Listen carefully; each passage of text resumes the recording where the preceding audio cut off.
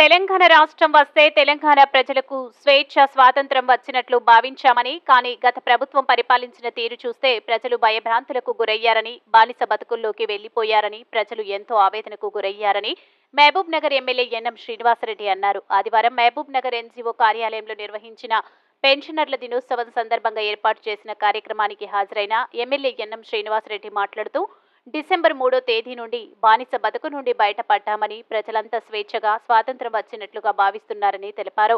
గత ముఖ్యమంత్రి మంత్రులకే అపాయింట్మెంట్ ఇవ్వని దుస్థితి ఉండేదని, అలాంటప్పుడు పేద ప్రజల సమస్యలు ఎలా పరిష్కారం అవుతాయని ఆయన అన్నారు.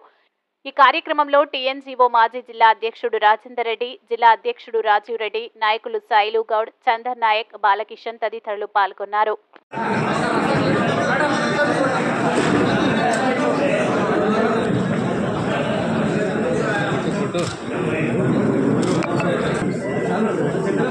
సార్ జరా వెనక జరగండి సార్.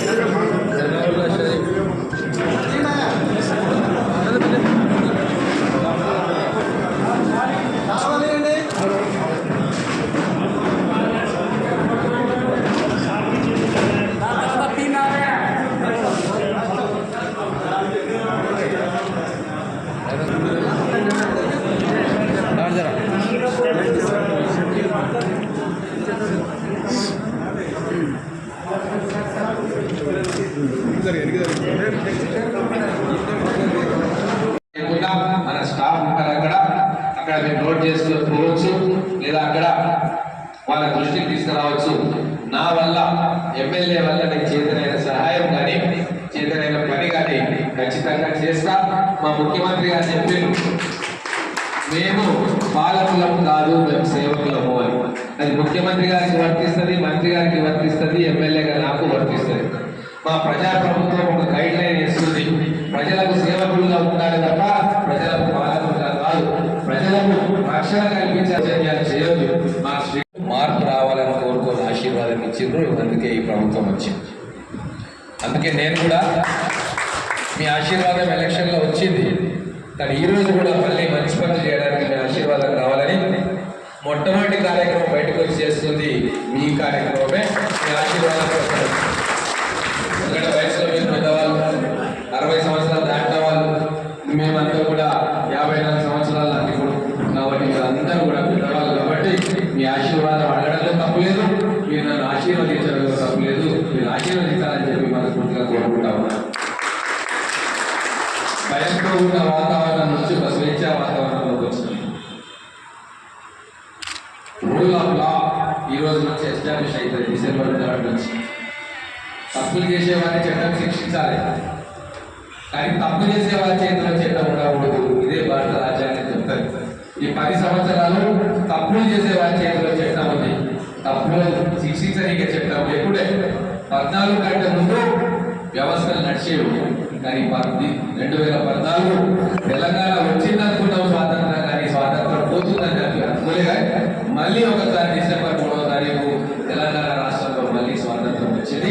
ఇది నేను చెప్తున్న విషయం కాదు, యావత్ తెలంగాణ కూడా ముక్కలాటటువంటి కోరుతున్నాను.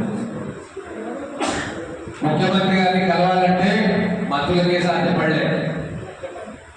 మీ సమస్యలు చెప్పడానికి మీరు ఎదుర్కొన్న నాయకులకు ధైర్యం సరిపోలేదు.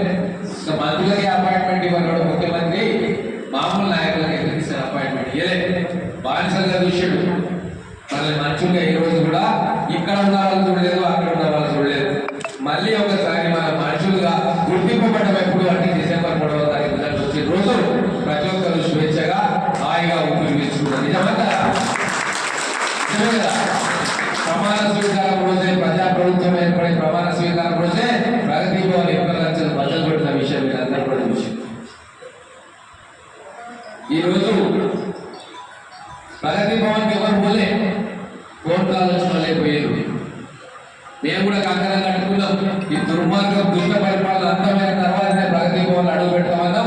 అంతం చేసి ప్రగతి భవన్లు అడుగు పెట్టిన ప్రజా దర్బార్ సందర్భంగా సెక్రటేరియట్ ఈరోజు జాతర నడుస్తా ఉంది. సెక్రటేరియట్ లో ఇంతకు ముందు ఎమ్మెల్యేలను ఎంపీలను కూడా లోపలికి పోకుండా పోలీసు వాళ్ళు ఆపిరు. ఈరోజు సామాన్య ప్రజలు సెక్రటేరియట్ మీద అర్జీలుకుంటా ఉన్నారు. ఇదే ప్రజా ప్రభుత్వం. 10 సంవత్సరాలు మనం ఏం కోల్పోయామో ఈ రోజు మనకు తెలుస్తా ఉంది. మళ్ళీ ఒకసారి దయచేసి అటువంటి నిరాకుశ దురదృష్ట దౌర్జన్యకాండ అవినీతి అహంకార ప్రభుత్వాలను మళ్ళీ తెచ్చుకుంటే మళ్ళీ మీరు అంధకారంలోకి పోయినట్టే, నరకంలోకి పోయినట్టే. భగవంతుడు కర్ణించుడు కాబట్టి ప్రజలు మేల్కొని ఈరోజు 10 సంవత్సరాలకే ఈ కథను సమాప్తం చేసాడు. దాన్ని 3వసారి వచ్చినుంటే ఏమయ్యేదో ఎట్లుండేదో ఊహించుకుంటేనే భయంకరంగా ఉండేది. కాబట్టి మీరందరూ కూడా ఆశీర్వాదించడం ఒక మార్పు శ్రీకారం చుట్టింది. సరే తప్పులు చేసిన వాళ్ళు చేసారు, కానీ ఇప్పటి నుంచి కరెక్ట్ గా చట్టబద్ధంగా పనిచేస్తారు అందరూ. ఎక్కడైనా ఏమైనా ఇబ్బందులు ఉన్నా కూడా ఖచ్చితంగా మా దృష్టికి తీసుకురావాలి. మీ స్వేచ్ఛ, మీరు మాట్లాడుకునే స్వేచ్ఛ, మీ ఎమ్మెల్యే మంత్రులను కలుసుకునే స్వేచ్ఛ, మీ ముఖ్యమంత్రి గారిని కలుసుకునే స్వేచ్ఛ, అంజీలించుకునే స్వేచ్ఛ, నిరసన చెప్పే స్వేచ్ఛ, విమర్శించే స్వేచ్ఛ మళ్ళీ మనకు డిసెంబర్ 3వ తారీఖు నుంచి మళ్ళీ మనకు వచ్చింది. సరే సమస్యలన్నీ పరిష్కారం కావు, కానీ మీ సమస్యలు చెప్తే వినేవాళ్ళు ఉంటే సగం సమస్య పరిష్కారం అవుతుంది, బరువు దిగిపోతుంది. అంతే కదా, తీర్చరా అవుతుందా కాదా తర్వాత, కానీ మన గోడు విన్నరు, మన మాట విన్నరు అన్న తృప్తి మనల్ని సంతోషపరుస్తుంది. ఖచ్చితంగా ధర్నా చౌక్ ఓపెన్ అయింది. మహబూబ్ నగర్ లో కూడా ఎవరికి ఏమైనా ఇబ్బంది వస్తే ధర్నా చేసుకోవచ్చు, ఎవరు కూడా కేసులు పెట్టరు. ధర్నా చేసుకున్నందుకే కేసులు పెట్టారు వేల మంది మీద, లక్షల మంది మీద. అటువంటి పరిస్థితి మళ్ళీ ఈ ప్రజా ప్రభుత్వంలో ఉండదు. తప్పు చేసిన వాళ్ళకు మాత్రం ఖచ్చితంగా శిక్ష పడుతుంది. ఎవరైనా మిమ్మల్ని బెదిరిస్తే ఖచ్చితంగా మా దృష్టికి తీసుకురండి, పోలీస్ దృష్టికి తీసుకురండి. చట్టానికి రక్షకులుగా మేము ఉండాలి తప్ప పక్షకులుగా ఉండొద్దు. ఈ 10 సంవత్సరాలు పక్షకులుగా ఉన్నారు కాబట్టి ప్రజలు తిరుగుబాటు చేసి మార్పును తీసుకొచ్చింది. కాబట్టి ఈ మొదటి పెన్షన్ నేను ఎమ్మెల్యే అయిన తర్వాత వచ్చిన మొదటి పెన్షన్ ఇస్తే ఆ రోజు నకారా గారు, అంతే కదా, డిఎస్ నకారా గారు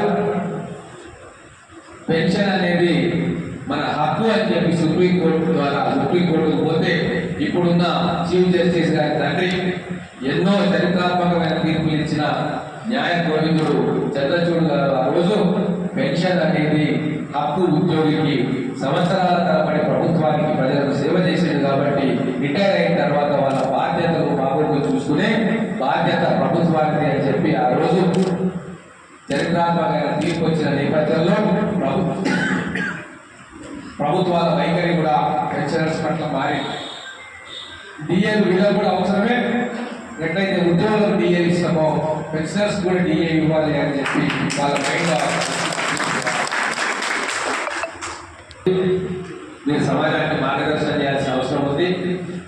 ఇక మీ గురించి మీరు ఆలోచించేది అయిపోయింది. మీ పిల్లలు ఉన్నారు, చాలా మంది సెటిల్ అయిపోయారు, రిటైర్మెంట్ లో ఉన్నారు, హాయిగా ఉన్నారు. మీరు సమాజం గురించి ఆలోచన చేయాల్సిన అవసరం ఉంది. మీ కాలనీలలో, మీ లొకాలిటీలలో మీరు కూడా యాక్టివ్గా ఉండాలని చెప్పి నేను కోరుకుంటా ఉన్నా. ప్రజా కార్యక్రమాల్లో, ప్రజా సేవలో మీరు కూడా యాక్టివ్ రోల్ తీసుకోవాలి. మీరందరూ కూడా ఎవరైతే ఖచ్చితంగా ఏ కాలనీలో టైం ఇస్తా అనుకున్న వాళ్ళు, నాకు ఫ్రీ టైం ఉంది, నేను సొసైటీ కోసం ఏమైనా చేస్తా అనుకునే వాళ్ళందరూ కూడా నా దగ్గరికి వచ్చినా లేకపోతే మమ్మల్ని కలిసినా, ఏ కార్యక్రమంలో మీరు ఇంట్రెస్ట్ ఉంటారో, కొందరికి చెట్ల పరిరక్షణ ఇంట్రెస్ట్ ఉంటుంది, కొందరికి యోగా ఇంట్రెస్ట్ ఉంటుంది, కొందరికి పిల్లలు చదువు చెప్పే ఇంట్రెస్ట్ ఉంటుంది, ఇంకొకరికి స్కిల్ డెవలప్మెంట్ ఇంట్రెస్ట్ ఉంటుంది. కాబట్టి విలువైన వెలకట్టలేని మీ టాలెంట్ని, మీ అనుభవాన్ని ఖచ్చితంగా ఈ ప్రభుత్వం ఉపయోగించుకుంటుంది, మేము ఉపయోగించుకుంటాము. సమాజానికి మీరు అవసరం, సమాజానికి మీకు సేవలు అవసరం. మీరు రిటైర్ కాలేదు, మీరు టైర్ అయ్యారు కానీ మీరు ఇంకా రిటైర్ కాలేదు. ఖచ్చితంగా ఇంకొక 15-20 సంవత్సరాలు